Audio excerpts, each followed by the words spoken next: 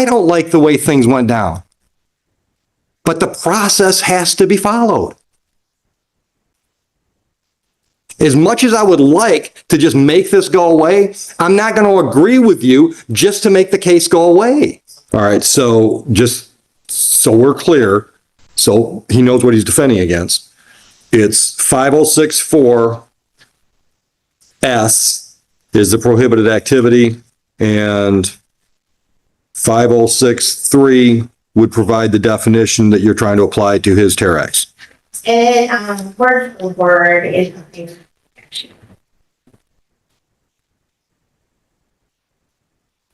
All right, Mr. Crucell, now at least you know exactly what language you're fighting. Okay. Yeah, so again with that definition law, it even, he said, that goes back to the argument showing that even Jeeps and trucks, they're advertised and sold and shown as recreational vehicles, off-road and everything. This would allow the township or the state to just at any given time be like, oh, hey, we don't like you, so here we're gonna slap with an ORV fine for any vehicle that's capable of going off-road, because that's just what they want to claim it as. I mean, that's just so ambiguous, it's outrageous. But I think her argument a few minutes ago, maybe more than a few now, was, but all of those are registered. But that's not what was the issue with Annie. That's not what I was even, no one even brought it up at the time that I was arrested and stopped, none of that stuff. I was just stopped in peer retaliation. I wasn't charged for any of that stuff. No one brought it up. And again, going back to it, I was previously told I was lawfully allowed to do what I was doing. What do you think the retaliation's about? Because I had $200 with this officer. He's a new hire. And what happened was, this all stemmed from the fact that our neighbor. Oh, just bad blood between you individually? Well, I guess so, because I didn't even know him for a whole year prior to this. It's even in their notes and everything that my neighbor kept calling, saying we're reckless driving with our kids. And it's even on the thing that he was intoxicated almost every time he's calling. And they stopped coming out. And Officer Price even said, we're not coming out messing with you guys. We're not doing nothing wrong. And this is going on until this new hire kid shut up. And I told him, I was like, dude, you need to go talk to Dave. You got to go do it. This has already been taken care of. This guy keeps calling. You even told this lady, when they call it a freaking Dispatcher? Put in the note several times, the guy's intoxicated, just making calls. And that's why they stopped coming out. I told him this. And then, but yeah, it was the next day after I told him, dude, you need to go get your supervisor here, please, so we can figure this out. And that's when he told me, I'm not getting a missing match and left. I mean, I know his body cam's out, I've seen it. And that's why part of the body cam I'm still trying to get, but they won't give me. And there's still other parts and stuff, that other body cam that I know is missing, I'm still trying to get a hold of. Because and then Officer Smith, they're in body cam even talking that they were purposely, all that officers, is it side or they give him? Yeah, that he was purposely watching for him. He's on the phone talking about this. He's also on the phone with Everett and a couple other officers trying to figure out applicable laws because he didn't know. They arrested me based off something he thought he could arrest me on. There wasn't even an arrestable offense. And then the only reason he found that out was because he had called the FOIA lady, Jill Evans. And then the original officer that stopped me, he couldn't even finish filling out the citations. Officer Smith, who was his supervisor, had to get in the car and finish filling out. And that's what they ended up, because he's on the phone the whole time trying to figure out what to even put on the thing to charge him. It's been an orchestrated event the entire time, up to leading how, especially shows even more that there was collusion. It's how I got an unsigned order and all this stuff sent to me. It was more just threatening and intimidation. And that's what. Oh, unsigned order. Yeah, in the very beginning, I got a default order that's unsigned, didn't have. Oh, no, brother, no, brother. I know. Hold on, stop. I gotta say this. Listen, that's just timing. Nobody from here on Township called up here to one of my clerks and said, screw him. It's because it happens all the time when there's a misdemeanor tracking, people forget to deal with this. We got a speeding ticket you're in default in right now. I mean, well, for people that work in the department, that people are always conversing between the judges and the prosecutors. But I'm telling you right now, none of my clerks defaulted you to try to cause you trouble. It's in the computer and it happens all the time. The misdemeanor case is tracking it slower and you don't realize you got to do something different with the civil infraction, so a default enters. Hold on. I have to tell you, there's no conspiracy against you on that default. That's just the way shit happens. It's just because the computer tracks things differently with misdemeanors and civil infractions. And that's all fixable. Okay. Anything else that we didn't talk? I mean, I cut you off a couple times saying, don't give me a new issue at this point. Anything that you want to bring up? I mean, I got pretty much all my arguments for being in. I mean, this is clearly, but What's going on with the body cam? You claim you can't get body cams. He was also reporting this incident himself, so he had. Well, that's a different issue though. Part of discovery is he's requested body cams. You're saying he provided those. He's filed at least 10 FOIA requests for township, including any of the stops or any of the citizen complaints that police have been called out to, but also including his wife's traffic stop. I'm not getting into all that, but you have provided him body cam footage of interactions. You're talking on top of me, counsel. You have provided him body cam footage of interactions between he and the officer that issued these tickets. Yes? All interactions. You don't have them. I know for a fact there's a couple of videos missing. All right. Do you have dates of incidents? I do, but I don't have that stuff with me. That's all part of my lawsuit thing I'm filing for the circuit court for the FOIA lawsuit stuff. I got all that stuff organized at home for that.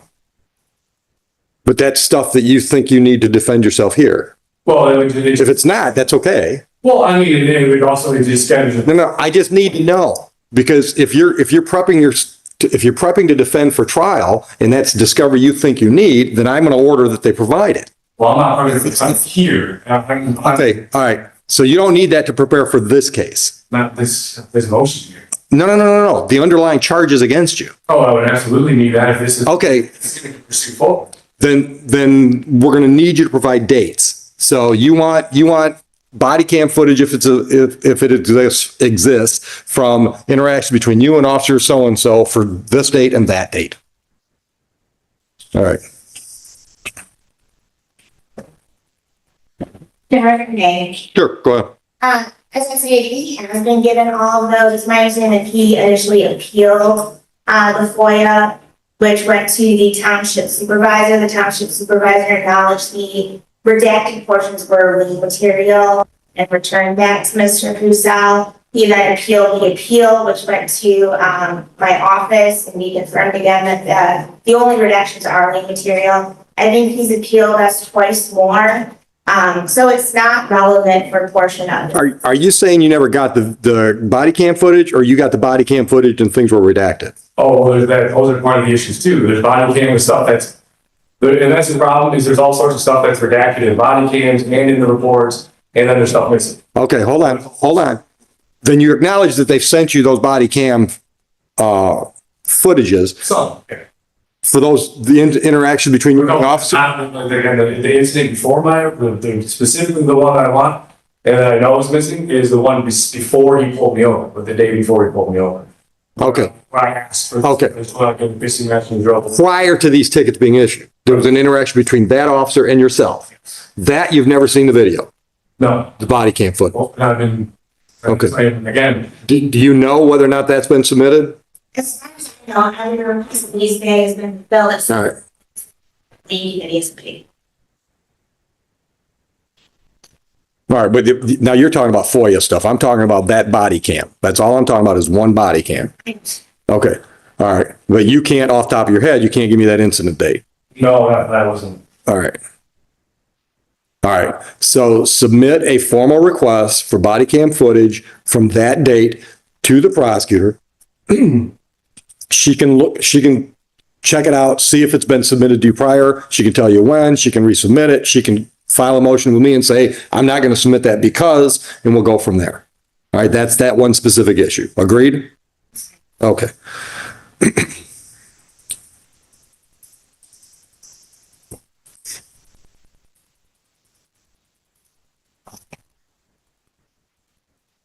All right, let's get back to your argument, Mr. Crucell, that the language that we just went over is overly broad or vague. Let's hit that again. So is it the definition of the ORV that you think is overly broad? Oh, absolutely. It basically encompasses anything they said. It even says any vehicle capable of cross-country travel without benefit of the road, right? And that's any vehicle, I mean, you can even take a smart car off the road if you wanted to, essentially. I mean, and that's what I mean. I mean, the way this reads, they could just apply that anytime they want to any vehicle, whenever they want.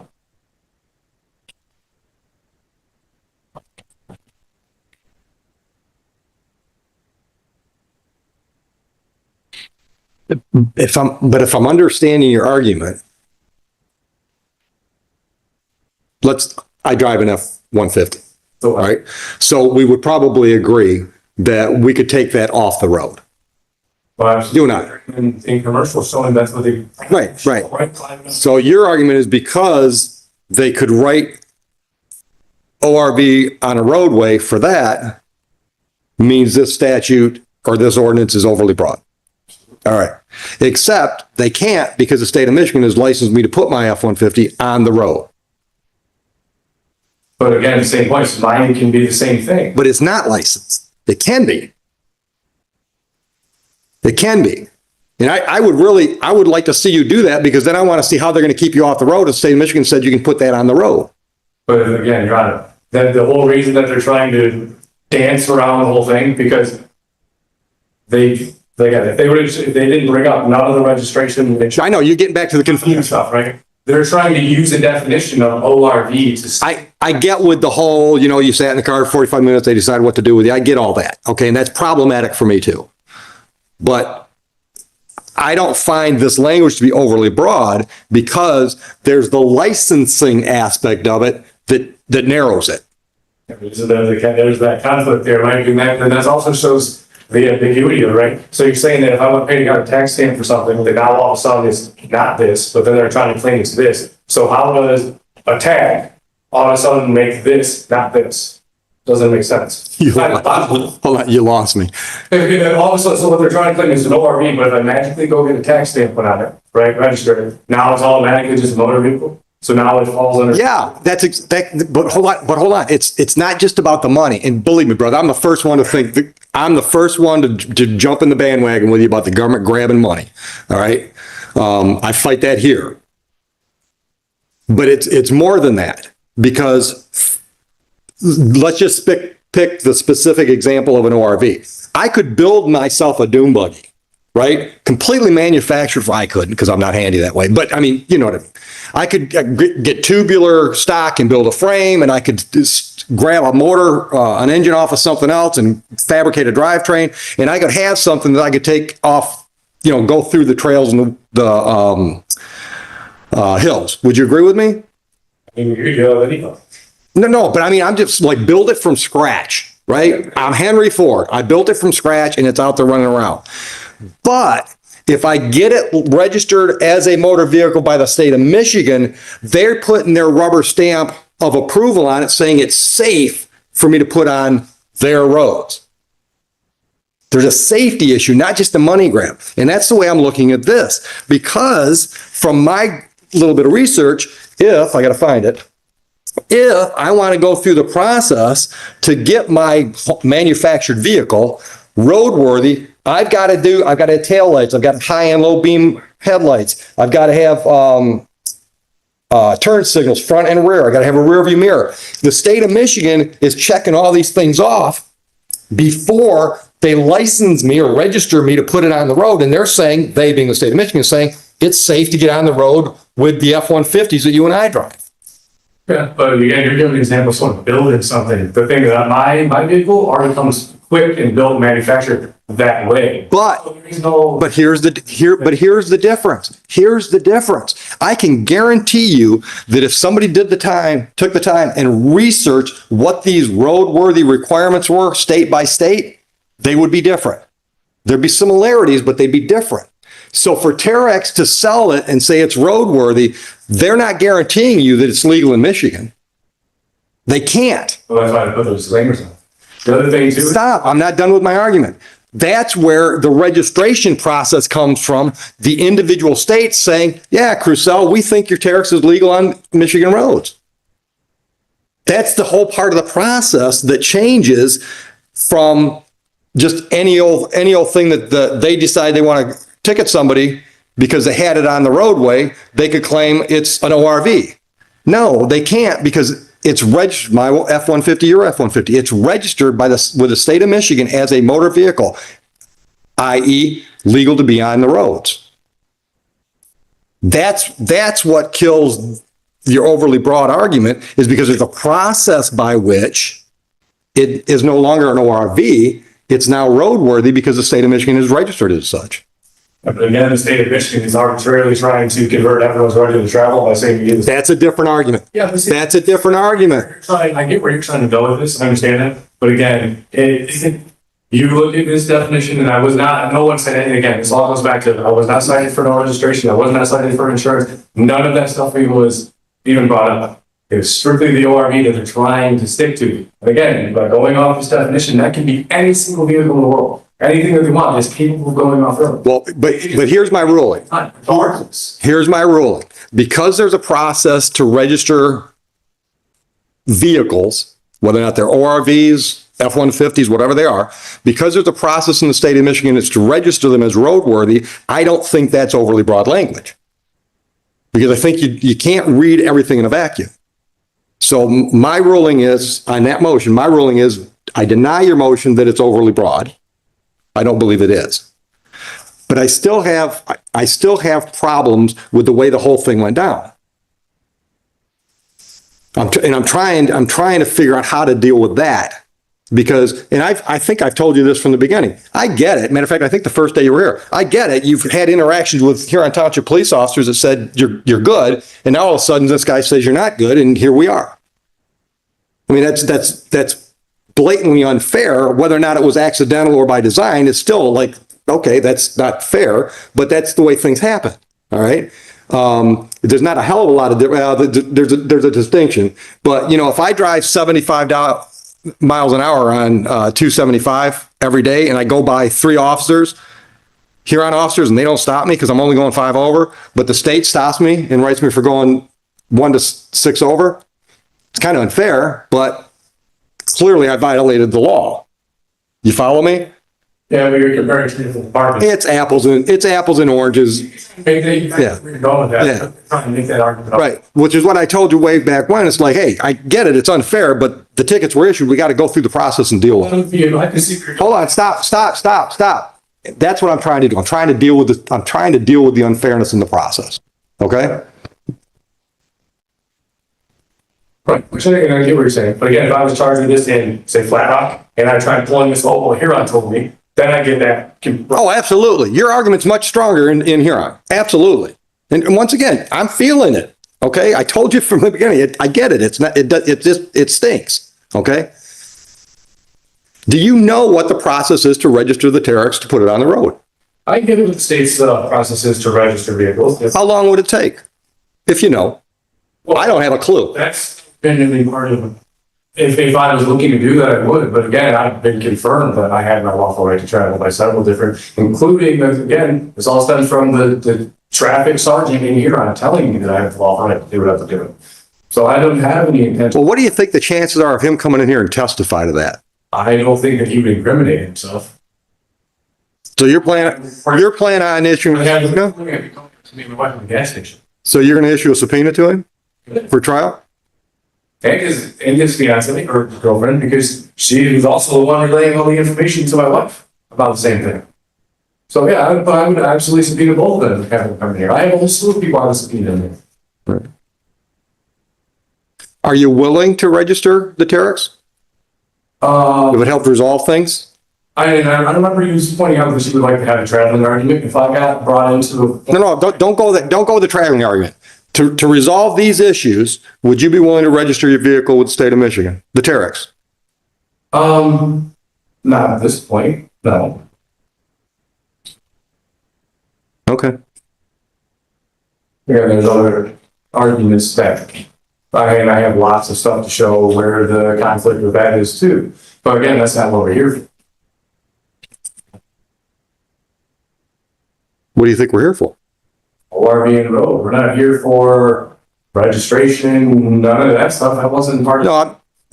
But I'm trying to resolve issues. Okay. All right, because I'm not just going to run around and make this big deal with Huron. I'm not a criminal. I know criminal history. I was just doing something I was lawfully had the right to do. It was confirmed I had the lawful right to do. And then now here we all are dealing with all this. And I'm being targeted by people that, and I've got good friends that work in the department. We've been, again, we've known averages. We've been a part of this forever. And then now all of a sudden, here's what I'm hearing. I'm hearing you want your trial. Because I don't think anything else is going to satisfy you other than to get the trial. This needs to be dismissed, but it should have been in the beginning. But you don't have a legal argument that I can hang my hat on to dismiss it. I had all sorts of legal aspects to show that the whole beginning of this was an unlawful stop. You've never even argued that. Purposely. You've never filed a motion to dismiss for lack of probable cause. In the very beginning, and you dismissed it saying, oh, I find probable cause just because, sure, I have all the recording. Oh, you did. Yeah, you did. Because I said, you're going down the roadway and you're doing something he thinks is illegal, gives him a right to stop you.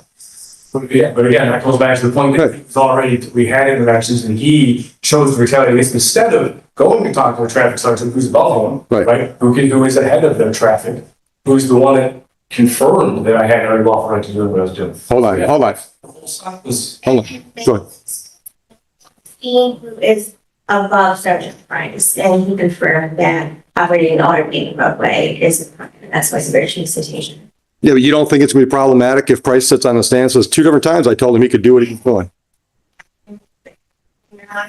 And also, since I did make contact with Mr. Crusoe multiple times to notify him that he was not to operate an RV in the roadway. And during the stop, Mr. Crusoe himself said I was waiting for this. Okay. Well, I'm just going to tell you right now, if Price sits there and says on 2 different occasions, I told this guy that he could operate that vehicle on these roads, I can't see any trier of fact convicting him of the ORV. That's true. Why didn't he have him here for our trials? I don't know. Again, because there's all sorts of issues, and all my paper I've been filing, there's issues the whole entire time. I had no intentions of doing any trial, and I even sat here the other day when I said I'm not participating, especially in a trial that ends in a court that owned by the state, you're owned by the state. Let's talk about that. Hold on. Let's talk about that because I highlighted that when I got your motion last week or whatever it was. Okay. That's not the case. Okay. Huron Township, let me finish. Huron Township is bringing the charge against you. It's the Township of Huron versus you. It's not the state of Michigan. It is. It says the state of, even one of the, not even says the state of Michigan against it. It's a separate legal entity. And Well- Neil Gorsuch is, Justice Gorsuch, he's even coming out in the Reagan Center, even talking about how courts like these, that's what they're doing. They're denying people their rights and they're bringing the charges and judging their own cases. That is exactly what it is. You can't have a fair trial that way. Absolutely not. And not to mention that. All right, well, let me stop you. That's the way our system is at this point in time. That's the only system we've got, is where the judiciary runs the courts, the legislature creates the law, and the executive branch enforces them. That's the system we have. If you don't like it, work to change it, but that's the system you've been charged in, and that's the system you've got. And with the Chevron deference case being overturned, and that explicitly stops them all of the referring to statutory, all this stuff, the statutory stuff. All right, you're getting nowhere with any of those arguments, Mr. Crusoe. You're not going to get anywhere with those arguments at this level. So the only thing you can do is get a judgment here that you can appeal to the next level and appeal that to the next level. And ultimately you may end up at the U.S. Supreme Court and have somebody agree with you. But you can't, that doesn't work here. We've got to deal with what we've got. I've got to deal with the precedents that we've got in place now, not your arguments that you think are going to be accepted down the road. That's the reality. All right. You and I can sit down over a cup of coffee, or I don't drink coffee, but whatever, and talk about how there are, problems with the system. But the system we have now is the only system I've got to work, and I'm going to work it. So what I'm hearing from you is we got to get a trial date and let you get a decision. If you win, beautiful, you can stop there. If you lose, you're moving up the appeal chain. Because none of the arguments you've got apply here. Your travel argument, I'm not buying that. That's never been accepted anywhere that I know of that I've got any reason to follow. I told you. State's arbitrators, and they've been doing it for a very long time. Say that again? The state is, before I've lost my word, but the state is going and trying to take people's right to travel and saying that everybody has to have these licenses and all these things. Absolutely. And but hold on. It's well-established law, might be changed somewhere down the road, but currently it's well-established law that if you're traveling by means of a motor vehicle, you have to have a operator's license. Thanks for the federal codes and all the states. This is not a federal court, sir. This is not a federal court. Okay, go back to Florida, right? Shows again, another ambiguous statute. Okay, look, I'm not going to argue this. I've already argued this with you. I've made it clear from day one that your traveling argument dies. It doesn't go anywhere in this court. So stop arguing that. It's not going to get you to where you need to be, which is to resolve these files one way or the other so you can appeal it if you want to. You follow me? Well, I get very well to take it, yes. No, it's not where I want you to take it. It's where you have to take it, because we're not going to have these same arguments ad infinitum over and over and over again. We're going to close these files at some point. Should close the month. But that's because you want them to, doesn't mean it's going to happen that way. I'm not going to dismiss these just because you don't like the way things went down. I don't like the way things went down. But the process has to be followed. As much as I would like to just make this go away, I'm not going to agree with you just to make the case go away. Really, it's very obvious what took place. No, it's not. But once again, Mr. Costello, it's obvious to you, but you're not the guy up here in the black robe that's making the decisions. It's obvious to you because that's the only way you can see it. And I get that. Right? I get it. It's your position. You're passionate about your position, but where you're losing it is you just won't accept the fact that I don't agree with you. I'm in charge and it's got to move forward. That's just the reality of it. And once again, man, I hope you appeal it. I hope you make some new law. Good for you. I mean, So now we need a trial date. which I completed the judgment trial. But once again, I don't care if you object. Listen to me. Listen to me. It's not being dismissed. That means we have to try it to make it go away. That's the way the process works. Again, how is one supposed to get, again, you yourself, and I've watched you in numerous other videos, okay, I've seen, because you make yourself, you're on TikTok all over the place, and I see the things you say to everyone, it's very obvious, and you yourself has even admitted to saying things the same way. There is no way that I would ever have a fair trial, any way, shape, or form. And that's bullshit. That's absolute bullshit. Once again, just because I happen to agree with the prosecutor or any other party in a case doesn't mean I'm biased against the other party. At any point in time, I've got to make a decision. Somebody's right, somebody's wrong. That, right, to make it seem like you're not, but it is exactly how it is. The prosecutor and these courts, they work together. But- it's all owned by the state. Then once again, Mr. Crissell, then you need to appeal my decision when I told you I was not going to recuse myself. You should have appealed that. But we're not going to keep plowing the same field. I'm going to set a trial date, and you're going to be here for trial, or I'm going to issue a bench warrant. I don't know any other way to resolve the file. I've got to resolve these files. You need these files resolved. If you want to appeal me, you got to have a decision to appeal. Yeah. So, you keep sitting there and say, I'm not going to participate in a trial. At some point, you have to, if you want these to go away. And hear my heart, if I knew of another way to get you to where you want to go, I'd throw that suggestion out there. But once again, I'm not just going to roll over and say, okay, case dismissed, because I don't buy your legal arguments.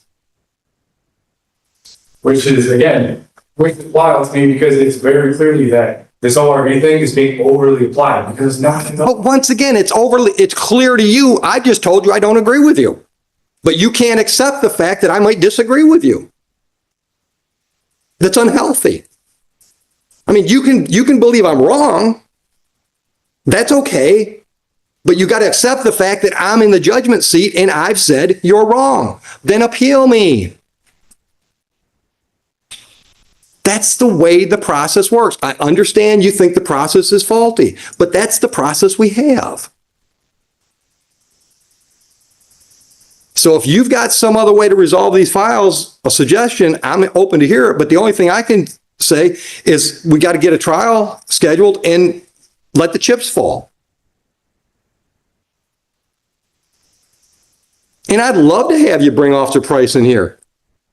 Because I told you from the beginning, I believe that inadvertent or not otherwise, the Township of Huron kind of set you up to get the ORV ticket. Because I believe that you've been told in the past that you were okay. I believe that. 100%. But I can't do anything with it here. Put Price on the stand and he says, I guess I was wrong because I told him he could do that.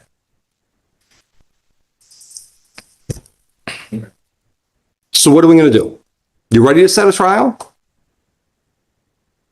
We're leaving with no other option. There is, I don't know of any other option, Mr. Crisell. I honestly, brother, I don't know of any other option. Well, I mean, again, Because I can't keep kicking the can down the road. I mean, I can't have this, I can't retire down the road and still have these open files here. I mean, I'm not doing my job. And I don't think it's doing you any good. been a nuisance. What's it going on? Year and a half now? Closer to 2, coming on 2. No, it was February 24. 24, yeah. All right, so you want a bench trial or you want a jury trial? I'm doing jury. All right, you're going to represent yourself? Okay, let's get a date. Can you do January 30th, Thursday?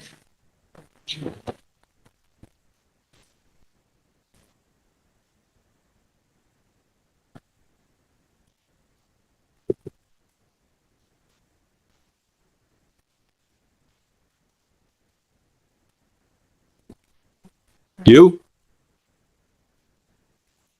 What day was it? Thursday? Thursday. Yes? All right, so you're going to send the prosecutor an email with a specific date for that video you're looking for that body cam footage, I should say, right?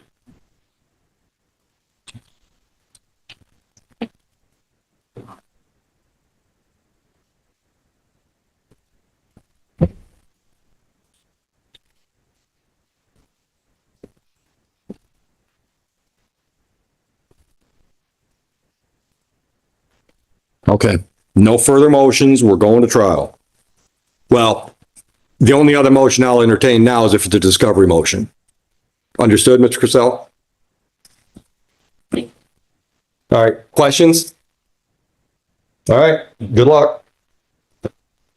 Real quick, I do believe we're going to do files here in the courtroom. Do you guys have a bench warrant? You got a bench warrant for something? Yeah. What's it? A misdemeanor? Yeah. And the case number 4. No else. You got it? Yeah. All right. We can get you a case or a court date for that, ma'am. Mr. Crisell, we've got a speeding ticket that's got nothing to do with this incident, I think, Oh, from August 21, 24. It's time this is retaliation stuff. Okay. Who was that officer? Awesome, Harold. Okay. Did Merrill have anything to do with the other ones? My wife on her dead end road, and again, that's a Hold on. Merrill didn't have anything to do with the February incident, did he? not bad, no. Okay. All right. Title of So what are you going to do on this? Once again, it's in default because you didn't do anything with it. So I what do you didn't do with do it? that. Paperwork, no one responded to anything to my paperwork. What'd you file on this? I got I gave the ball in there. Yeah, none of that does anything. That's more of the bullshit that we just ignore that stuff. So you want a hearing? Well, if you want him to prove it, then you ask for a hearing. You don't just file paperwork. I told her if it wants to schedule a date, you can give me a date. That's what both of us. Okay, well, you don't ask the clerk if she wants to set a date. If you want to fight a ticket, you say, I want to contest this ticket, I need a hearing. So do you want a formal hearing date? I'll give you a formal hearing date. All right. What began as a legal debate quickly turned into a tense courtroom confrontation. The defendant refused to back down, repeating the same arguments and insisting the system was unfair. But the judge had heard enough. With a firm voice, he made it clear that this courtroom would follow the law as it exists today, not personal opinions. As the tension reached its peak, the judge shut down the repeated arguments, denied the motion, and ordered the case to move forward to trial, leaving the defendant with only one option, appeal.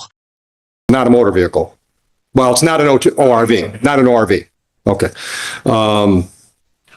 So I saw your response this morning. I saw your reply to her response.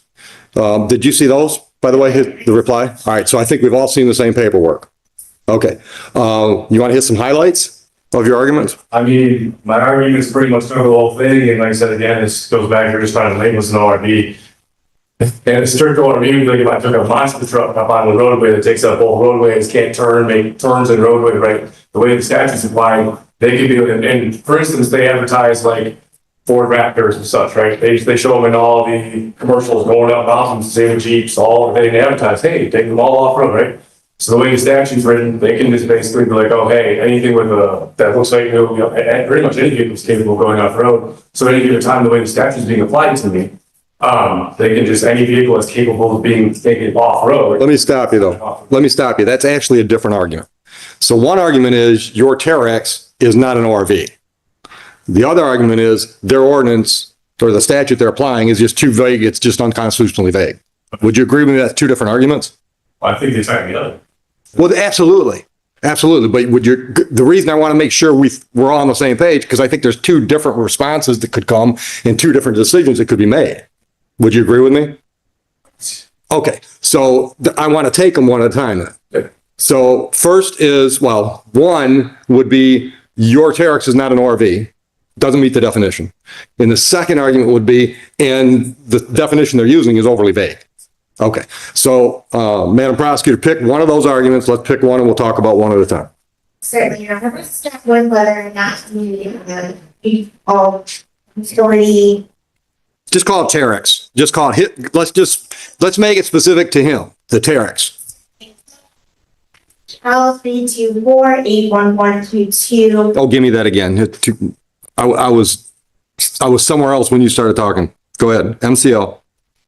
81101 sub U defines ORV as a vehicle, a motor-driven off-road recreation vehicle capable of cross-country travel without benefit of a road or trail on or immediately over land, snow, ice, marsh, swampland, or other natural terrain.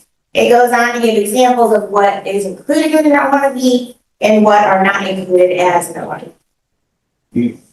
Here, the utility terrain vehicle, as Mr. Cusell labels it, is an off-road vehicle. Exhibit A that I included in my motion is a. Let me stop you. I'm sorry. In your reply to his motion? Is that where your exhibit A is? Yeah. Okay, go ahead. Owner's manual of the Terex. It particularly states under basic safety off-road vehicle, off-highway use only. This vehicle is not an all-terrain vehicle. It is designed and equipped to be a multi-use utility vehicle for off-highway use only. Using this vehicle on public roads and paved surfaces is hazardous. Do not operate this vehicle on public roads or paved surfaces. In addition, in Exhibit B, I included a relevant portion of the ORV handbook that is found on the state of Michigan's website, and it includes utility terrain vehicles as an ORV. It also, conveniently enough, includes a photo of a near identical ORV that Mr. Cusell operated back on February 3rd of this year.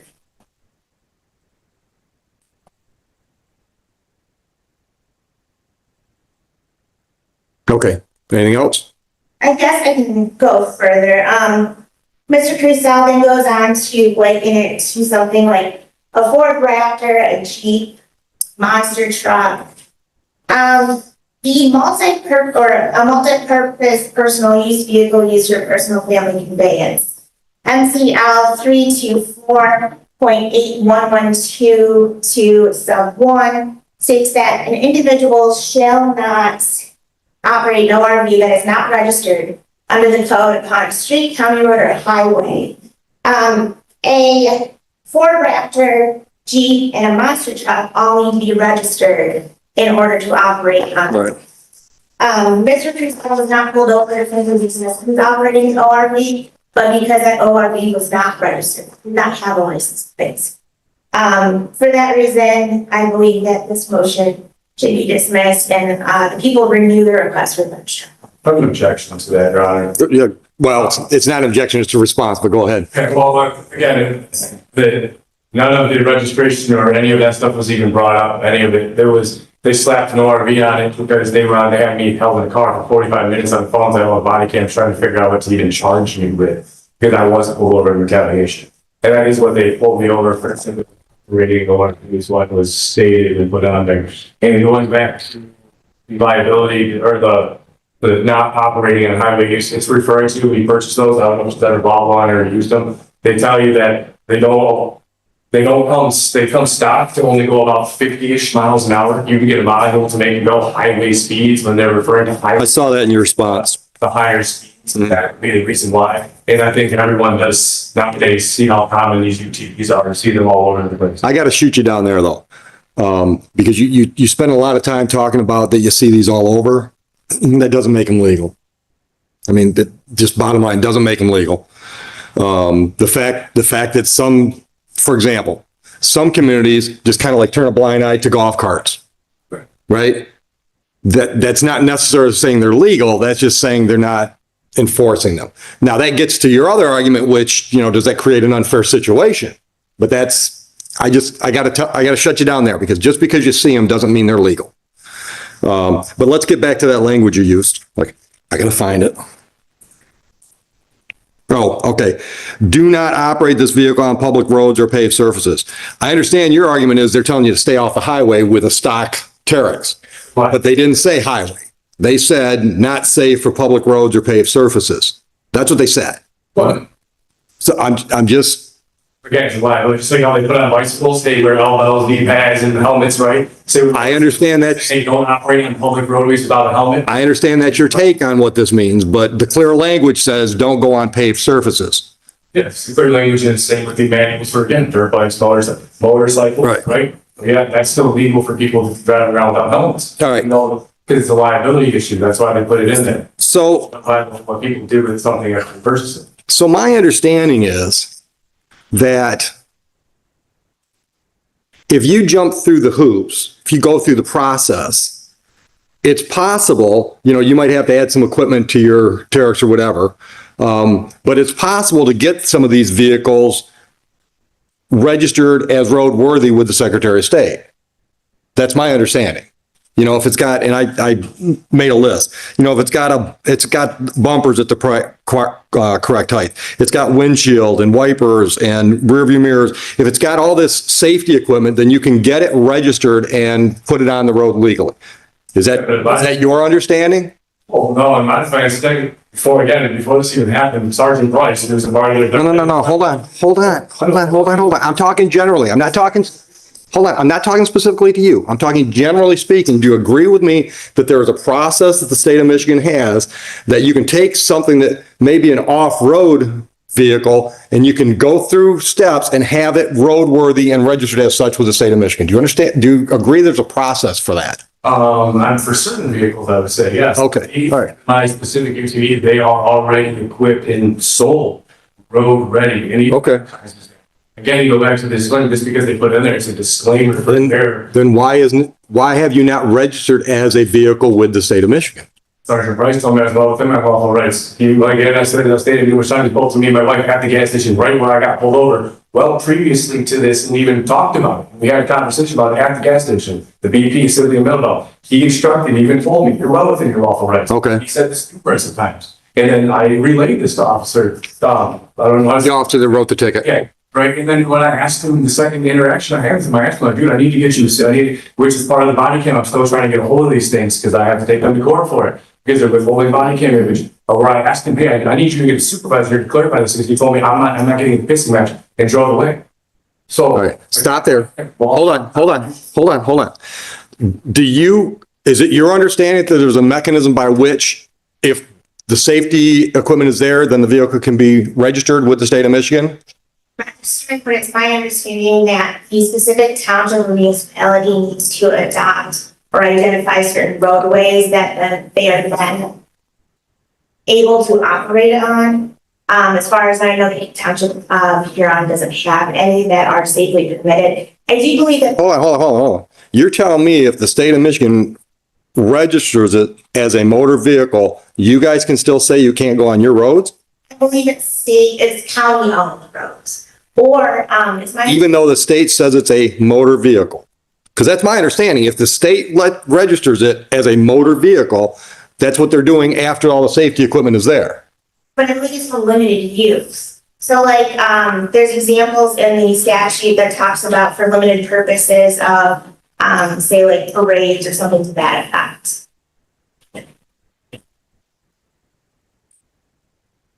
Again, Your Honor. Hold on. I'm cogitating. Yeah. Well, it would seem to me that the township's got to get off its ass and do something with their ordinances on register. I mean, if the state's out there authorizing people to drive these on pavement and you guys just haven't decided where they can and can't, it sounds like the township's got to get on the board.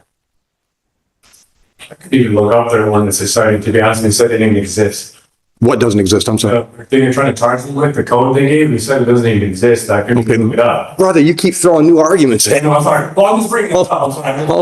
Hold on. Let's not get there yet.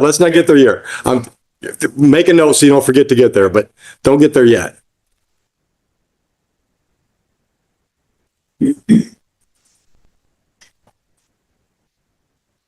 I'm having trouble figuring out how the township can tell somebody they can't operate a motor vehicle that the state of Michigan says is a motor vehicle. Your Honor, I am not specifically prepared to argue that only because Mr. Cruzel's ORV wasn't registered, so it has no bearing on whether or not it can operate.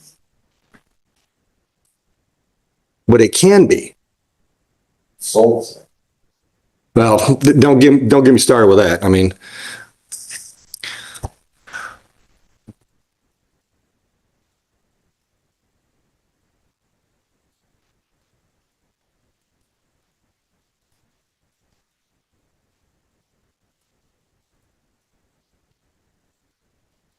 all right, so let's talk about the fact that they've charged you under an ordinance that doesn't exist. My paraphrase of your argument. Yeah, I've been trying to clarify too and bring it up too, but I've been trying to find it. Doesn't even, the code they cited doesn't even exist. All right, hold on. Let me get to the paperwork. I just had one fact I wanted to throw. Hold on. Don't do that. You're confusing me. Okay. Make your notes so you don't forget.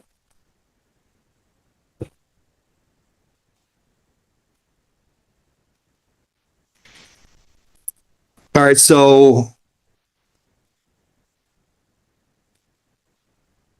if we look at the ticket, offense code is 257311. Authorization code is, I don't know what that is, 00003? Yeah, I tried. Is that, I'm reading it 00003.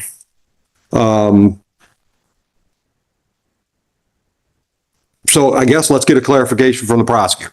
What is a specific ordinance, statute, whatever, that the ORV on roadway is being prosecuted under?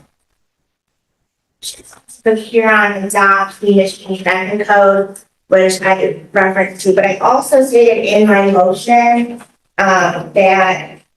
I'm sorry to interrupt, but the reply that I'm looking at for today?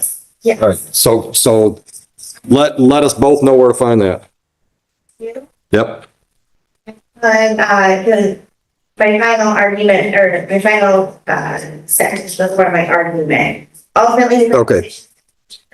Or on the roadway in violation of MCL 324 and 81122 and Huron Township Ordinance 506-4, which I do have a copy and it is on and available on E-code 360, which is. Okay. Could you provide a copy of that to Mr. Purcell? You only have one copy? I do. That's all right. Mr. Cruzel and I can share it. Yeah, probably helpful. Mr. Cruzel, why don't you let me have that for just a minute. We'll make copies. So then you've got a copy, I've got a copy. You got a copy for yourself, counsel? I don't, but Let's- it's word for word, which is the connection. Let's make a couple copies of it.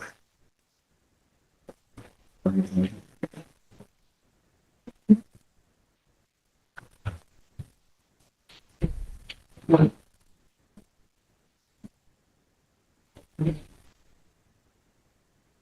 right, so while we're waiting for those copies, I would like to also add, Your Honor, to make this even more interesting, the township is doing, Police Chief, Robbins, we've known him. hold on. Two, Not relevant. He keeps believing there's some sort of conspiracy against him. When in fact we're here today for operating an ORV on the roadway back in February. If there's any conspiracy, it's one that Mr. Fusel's orchestrated himself. okay, hold on, because I think your objection might have been a little bit premature. I don't even know where he's going.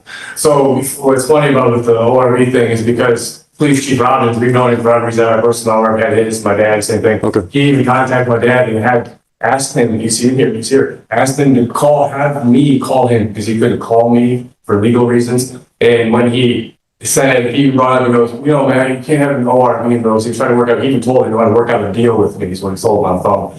And, That's simply not true. it's very true, he can test, they have to give him text. Well, okay, well, hold on. Neither one of you were in on the conversation, so you sit down, let me hear what he's got to say. So I called Everett, voicemail, he called me back, and he started off saying, no, man, you can have an RV. You and I both know it's not just an RV.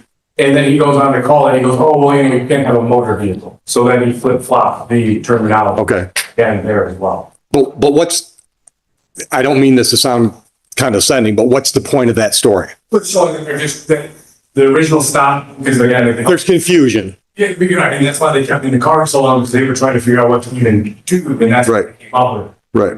Right. So that's where this whole ORV statute is trying to be applied to my situation. Okay. All right. Okay. I don't doubt there's confusion. I mean, I'm here. Okay. All right, let's get back to the paperwork. You got a copy now, Mr. Purcell? All right. So counsel, if you can, show us, or direct us, I should say, to specific language where the township's hanging its hat. Sure, so it similarly, identifies the definition of an ORV on the second page. ORV or vehicles, is that where you're reading? Okay. And then, it goes on to state